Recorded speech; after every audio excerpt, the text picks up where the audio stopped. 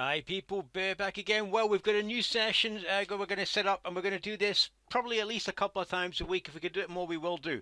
This is going to be for our subscribers on our Twitch channel, so you'll be able to look at this content like I promised. I'm going to do extra content for people that subscribe to my channel, so we can look at key hands in the Zoom Bankroll challenge. So these will be suck out hands, and these will be hands that we think we've played pretty well and been able to extract the most value. We're going to look at tactics, strategy, mistakes we've made, how we can learn from that, and obviously ways and means of exploiting our opponents. So in this last session, you can see here we won $50. We should have won over 116. At one point, we should have been up 150. It was one of these 6 sessions where you might as well bend me over the table and give me a good spanking. It was that bad.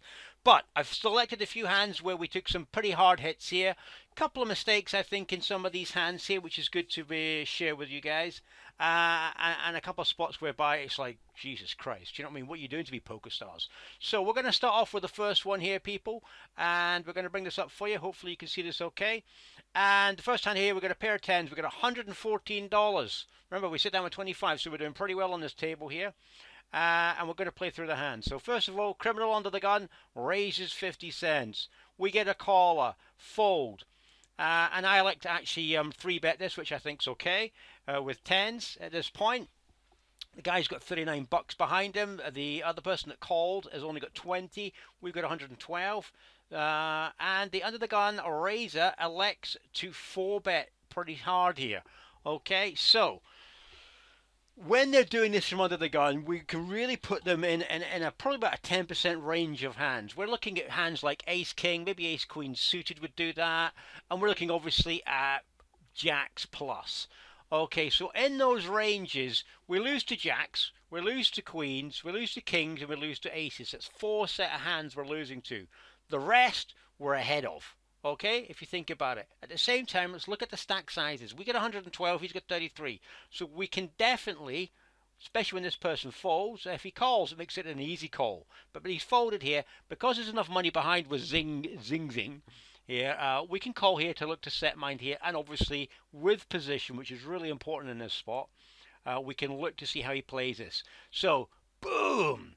We flop top set. No matter what happens here, we are going nowhere. Obviously, a little concerning with the diamonds out there. We have no diamonds in our hands. So if he has a hand like Ace Queen of Diamonds, Ace King of Diamonds, this puppy is going absolutely nowhere. However, to my shock, surprise, and obviously delight at the time, he elects to smash the stack in, which just shows you how much of a noob this guy is. Okay, he's got 14.55 in the middle, and he elects to dump, overbet, jam, $33, praying that I will fold, and obviously very worried from what I can see with the flush. Alright, so that indicates to me I am looking at Jacks plus, obviously, like we said pre, and very much like we said pre as well, a suited Ace King or a suited Ace Queen. Okay, that's what it looks like. If he's got 6s and deuces, I'll eat my shoes, because there's no way he's going to be 4-betting under the gun unless he's a complete and utter maniac. So in this spot, super easy call off. We call. Flop, sorry, the turn comes diamond, which is just disgusting. 9 on the river. So something like King, Queen of Diamonds, which would be unlikely for betting, but you never know your luck in a raffle at this level. But lo and behold, guess what he's got, people? Yeah, man. You're going to love it. Jackalinos. The bastard 2-outs me. That is a sick suck out here. Absolutely sick. And if we just look at the percentages here on the flop, when we get it in, just so you can see that. So we're getting it in 91% favourite. Yet again, we're getting it in really good. And yet again, Stars is humping me in the backside here. And this is a problem with the 10 and the 25 zoom. We've gone up from 10, we're up to 25. Remember, at 10 zoom, we were down about 35, 36 buy-ins at one point. It was just so sick. Similar thing is happening here on 25 zoom. We got off to a pretty poor start. Some sick beats along the way. A few mistakes, obviously. But it's just so wild down at these low levels. And the swings are so brutal. So that was pretty nasty, man. Pretty nasty. I think you'll all agree with me on that one. Next hand I'm going to bring up for you here is the 9-8 suited hand here. And this also is another sick one. $72 here. So what we got here? We got a raise here from somebody who's got 94 bucks. And we actually like to call on this occasion. Now, I actually, with my stack sizing, I could easily have 3-bet this, and I actually don't mind the 3-bet. But because the money behind us here, 55, if he 4-bets, wouldn't surprise me if Lou Larson goes, and I can call in position here. The only concern here is the stack here at 25. If he 4-bets hard, then the price is really down to whether this person calls or not. So, you know, calling's okay sometimes. 3-betting is good as well. So either way, I do not mind, bearing in mind how deep we are. But I don't mind the 4-bet here. But in this situation, I like to call. And again, I don't think it's bad, bearing in mind how deep we are. Okay, so flop comes down and we flop 2-pair, which is really pretty tasty. Obviously, we've got no diamonds in our hand. But that looks pretty succulent. So really, we're only losing to a set here at the moment, or something ridiculous like Queen 10. So he bets at 110. We just elect to call at this point. Really, I could have raised, but I want to just... Again, it's one of these spots where do you want to get it in with the flush draw out there, because, you know, he's going to probably pump it. And I could easily have raised here. So I just like to call this in this spot here. You know, there's arguments for both, because there's so many turn cards, if you think about it, that scare off me and my opponent. Anyway, the 7 comes, which is pretty gross. Okay, 395. So if he's got something like 10s in there, then that's like puke. Okay, but again, we have position, so we're not going to be bumping 70 bucks in the middle here with bottom 2. I'm not a big fan of doing that, bearing in mind how deep we are. So he checks, which is fair enough. So we go for a bet here with our 2-pair. So if he's got an overpair or a flush draw, he's potentially going to call here, but he's going to be very worried about the 10. Again, I've got position here, so you know, I'm dictating the play to a certain extent unless he check raises here, but he doesn't, he just calls. So if he had the 10 there, he raises me. Okay, he doesn't have that. If he has a set of jacks, then probably he does what he's doing right now. Okay, on the flop, you know, his range, we're a little bit in the dark here to a certain extent, but he's still playing this, okay? So really, we don't want to see a diamond. And if we get an 8 or a 9, then it's just ka-ching. Do you know what I mean? The only hand really it's going to beat is a set of jacks there, which is pretty unlucky. Anyway, 8 comes out. That is absolute ka-ching here. It's 889. There's 897 in the middle. So the question is, how much can I get out of my opponent here? So he checks again.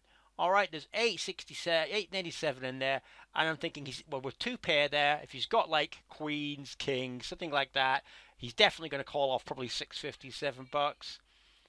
So it's all about how much can we get out of him. So he checks. We bet $6. We were looking at 650, and then out of the blue he does that, and I'm like, seriously? Well, obviously, what beats me here? What the frig beats me? Well, obviously quad 8's ain't there because I got an 8. Right, a 10's feasible, but it doesn't beat me. I'm winning there. Remember, I've got full house, 8's full. So really, we're looking at jack's full here. That's the only hand I can see, and I'm thinking, well, if you've got it, you got it, you know. And I'll be pretty sick. But it wouldn't surprise me if he's making that move with something like an ace 10 of diamonds. You know, I mean, if he's got 7's full there, then unlucky mate, because I've got 8's full. I don't see any way I can repop that and get paid. Right, so there's no jam here to try to extrapolate more value, because, you know, what would pay me? Unlikely that I would get more money off a hand that pays me. So I'm really quite concerned about this check raise on the river, and I'm working it out. I'm trying to work it out here, and I'm thinking, well, really the only hand I can see that beats me is jack's full, which is pretty sick if he has that. So I can't fold. It's quite clear we have to call this off. But it's like, ugh, you know what I mean? But I'm thinking, well, I'm just hoping he's done that with something like 10, you know, an ace 10 or something like that, or maybe even a king 10, you know, of Diamondes. So anyway, pause, think, boom, and think, well, we can't fold this. We're just too exploitable if we do. So we call it off. And lo and behold, he turns over a sicker hand than I even thought would beat me. He had a pair of fucking 9s. My God. How barfing is that? That is pretty puke. 41 bucks sliding its way all over to Louis Lawson's. And I actually tapped a wee note in the chat there. I said, this is just sick. And he smiled at me and just ran off with my money. What a bastard. So gross, yet again, the money slides over to Louis Lawson. And that's a pretty sick spot there. I don't think most of us can find a fold there in the river. We have to pay that. But it's pretty gross, isn't it, peeps? Pretty gross. Anyway, let's move on to the next hand. Okay, peeps, our next hand here, we're actually in the big blind with Jack 9. I'm trying to remember this one off the top of my head. I think this is a blind v blind one. Yeah, he raises, so I defend with Jack 9. Calling's fine in position here. 3-betting's a bit, well, it's a wee bit awkward. I can do it, and I have done it before on many occasions, depending on my opponent. The only key issue here is if I get 4-bet, then I have to obviously fold this. So when I call here, I've got position on my opponent, and look at that for a flop. It's just like a year dancer. Do you know what I mean? So we've got the 3 jacks. Obviously, we hope to God he hasn't got a jack with a bigger kicker, but that's super unlikely. If he's got 10s full, then that's just even grosser. But really, we should be ahead of a huge amount here. And it's a matter of how much can we extrapolate from the tuna. So Chips and Chris bets 43, really low. So we actually just call. We could have raised there, but we lose our opponent, I think, if we raise here. So much folds, if you know what I'm saying. At the same time, if I raise and then he repumps me back, then it's going to be quite interesting. But the key thing here is keeping him in and trying to extrapolate what I can. The 7 comes out, and now he bets out 150. So he's bet small, and now he's bet out decent. And I'm like, really? What the hell have you got here? There's just no fear here. There was a speed in the way he did it. And I'm thinking, has he got a 10, or has he got some sick hand here which is going to melt me? So I like to just call on this spot. 2 comes on the river. There's 538. And he now checks. So we think, okay, so he's barreled twice with something like maybe a 10 here. So what can we get paid here? So we elect to go $3. And he just does that. And I'm like, seriously? I mean, absolutely seriously?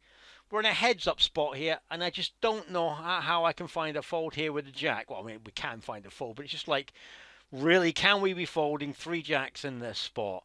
We're just so easily exploited. You know, if he's got something like an ace 10 or something like that. Jack 10's gross. 7's on the turn. 8-9, possibly 8-9. So we're just trying to think this one through and think, well, we just can't fold this. Really, can we fold this? And if he's got an overpair, then I can see why he make that play as well. So it's a reluctant call, as I'm sure you'll agree. So we make a reluctant call here. And boom, 8-9. 8-9, man. That's just puke. So if I raise him on the flop, he's going to call. All right. So all we're doing is bloating the pot there in this particular spot. If he had shit all, we would have lost our tuna because he would have folded on the flop. So I don't see calling as a mistake, but it's just puke. It's puke how these spots turn out. And the river is, when we bet and he raises, I mean, can we really fold that sort of hand? Well, you can take that one out yourself. But I think in this spot, if we fold those sort of hands consistently, then we're just going to be having the arse whipped out of us by so many of these people. So in that spot, it's one of those reluctant payoffs, which is pretty puke. Anyway, next one we'll bring up. A couple more to go here. It's the Ace King. Get out Ace King under the gun. Let's play through this puppy. So, raise, call. Oh, sorry, 3-bet, full fold, and we actually call here. This particular individual, 2026, so we don't have a lot on him, but we do know that pre-flop, this guy is pretty aggro when he goes. So he 4-bets pretty hard with a big range. So in this spot, we elect to just call with the Ace-King. We're keeping pot control in place. We want to see a flop, and if we flop that Ace or that King, we can just check call and basically trap the tuner. Do you know what I mean? In this spot, the flop comes down King, King, Jack, which is just absolutely delicious. There's just no way we're behind here unless he's got jacks, which is unlikely. So it's 555 in the middle. We check, and he bets 210. So we've got 2 options. We can just smooth call and look to trap more, because if I check raise here, it looks so strong it's frightening. It looks like I've got a king, or I've got a full house, or worst hand possible is some form of nut flush draw. So we elect to just call in this spot here. Again, I don't think it's a bad play, but a check raise, well, you know, you think about it as well. If you think about this, what cards on the turn shut down all action? Well, there's actually shitloads here. And that's the other thing to take into consideration here. You know, any club action would probably shut down unless he's got a flush. a lot of straightening cards like a queen, a 10, an ace. These sort of hands potentially slow him down as well. So really, we're hoping for some small neutral card like a 3, a 7, of spades, hearts, diamonds. Obviously, no clubs. So we just elect to call here in this spot. I don't think it's a bad play, even looking at it now. But I can see the merits of check raising as well. But like I say, the problem with the check raise is it just looks so strong, I lose my opponent. And if he is potentially ahead here with full house, then we still have some outs with the other king and obviously 3 aces. And the turn card could also be a potential another 3 outs for us as well. The 10 comes, which is a really awkward card for us. We're not happy about that. It's one of the cards I did not want to see. Because if you think about it, what's 3-betting me pre here? Well, one of the hands I did think he might be doing this was his ace queen. Okay, so now I'm not happy about this with his 10 there. He's got 21 behind. We've got 136. There's $9 in the middle. So we check again, and he bets pretty small here. So this is now getting pretty uncomfortable.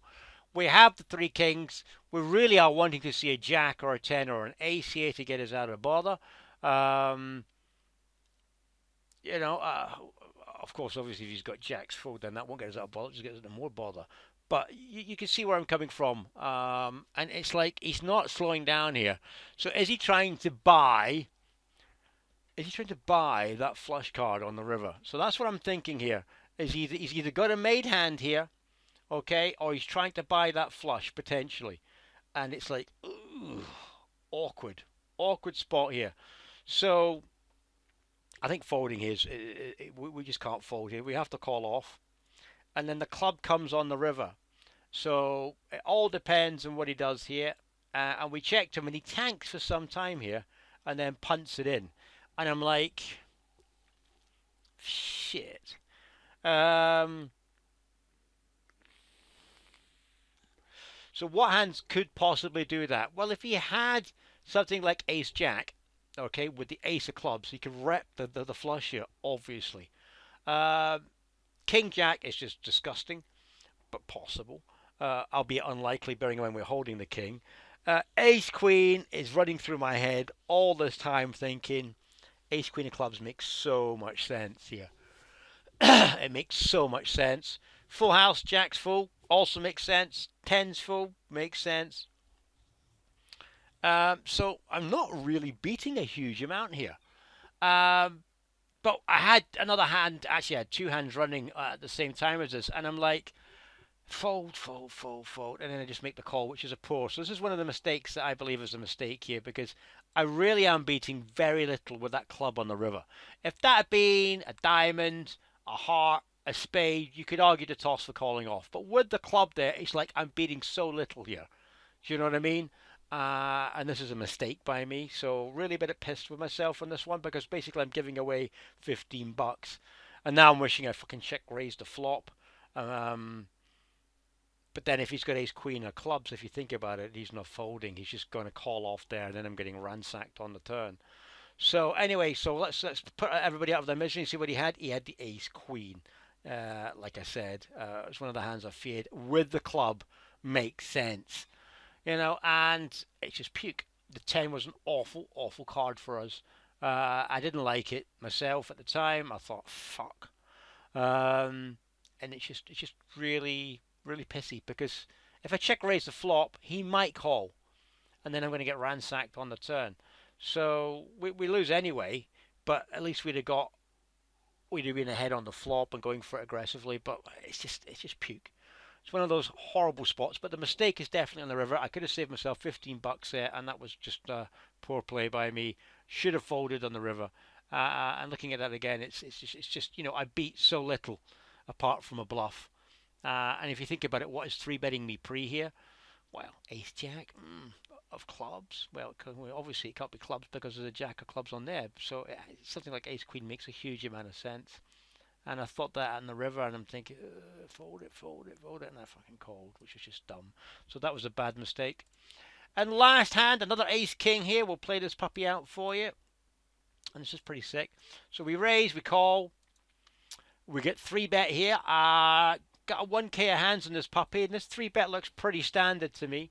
I've got 40 bucks behind. He's got 23. So I've got two options. I can 4-bet or I can call.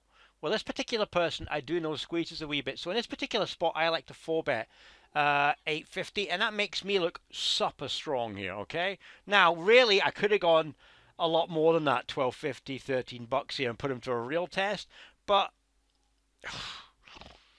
you know, it's one of those, and I think my 3-bet sizing here, oh sorry, my 4-bet sizing here is up for debate with the ace king. But then I'm trying to telegraph a message that, look, I am super strong. So hands like ace queen, ace jack, ace 10, which I all beat, right, would probably fold here, and a lot of small pairs, you know, probably 8s and 9s, stuff like that would possibly get out of the way in this spot here.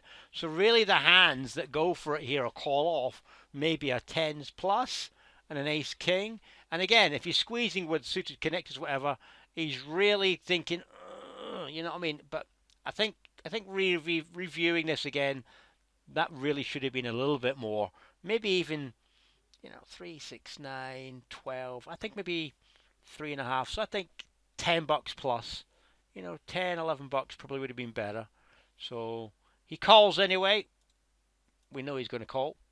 And the flop comes down 10, jack, deuce, which is pretty awkward. Okay, for myself. So I like to check. I still have 2 overs and the gutter. Okay, and he checks back, and I'm thinking, all right, maybe he's got an ace queen or an ace king hand, snap hand. The board pairs. Okay, so if I have aces or kings or queens or even jacks, unlikely jacks, but ace, kings, queens, then that looks super tasty for me. If he's got an ace king or an ace queen, he's going to probably fold to any bet here. So I put in a bet of 8 bucks. Okay, a little teasy bet there. He's only got 17.93 behind. So it's really putting him, you know, unless he's got a club draw there, it's like almost like I'm slow playing a beast here. The way I've played that as well. He just calls now, and I'm like, feck. Queen comes, and obviously it's all clubs, 34 in the middle. And I like to jam on the queen with the straight. Dubious, to be brutally honest.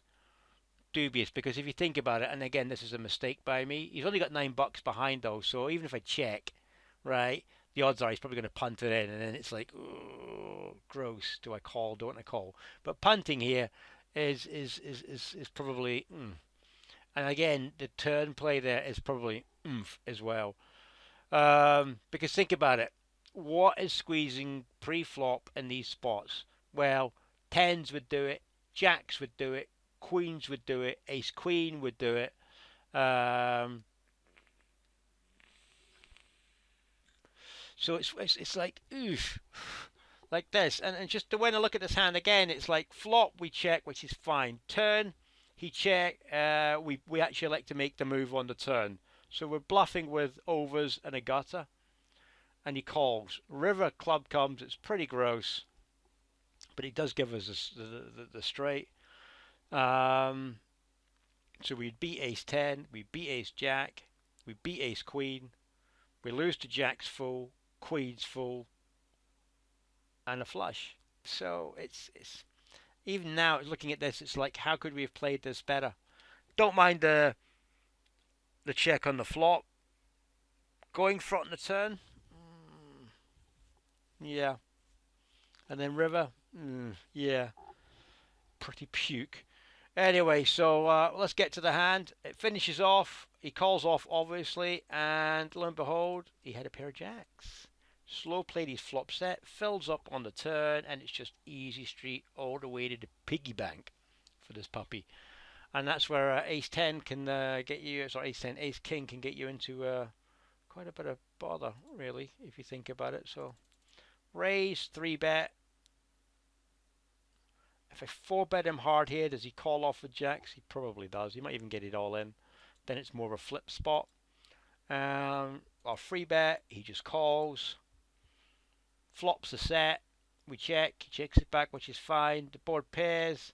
Really, we should be checking this. And I think this is where the mistake is. We go for the bet. So I'm not happy with that. I don't mind the flop pay. The turn is dubious. Highly dubious. Check. He calls. river. It's a straight. It's a horrible card for our ace king, obviously. But I think that's where we just check it, and if he bets, we just give it up. I think calling off. So that bet there, so we'd have saved ourselves 17, 18 bucks if we'd have just check folded that, which would have been probably the wisest move in this spot. So there you go, people. That is the suck out hands for this session, which was on. That was on Sunday. That was, and we actually played for 3 hours there. It was quite a bit of time there. So we won 2 buy-ins in the end. We should have won a lot more, but you can see there we made a couple of mistakes along the way in some of those big hands where technically we probably could have saved ourselves, I reckon 10, 20, 25, between 25 and 30 bucks a buy-in.